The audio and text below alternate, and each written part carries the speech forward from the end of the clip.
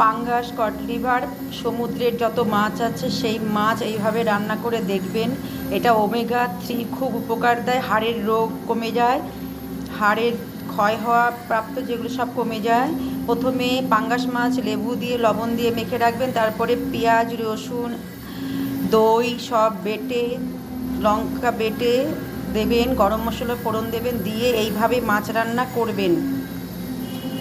করে এই মাছ সপ্তাহে একদিন করে খাবেন, দেখবেন আপনাদের হাড়ের ব্যথা কমে যাবে।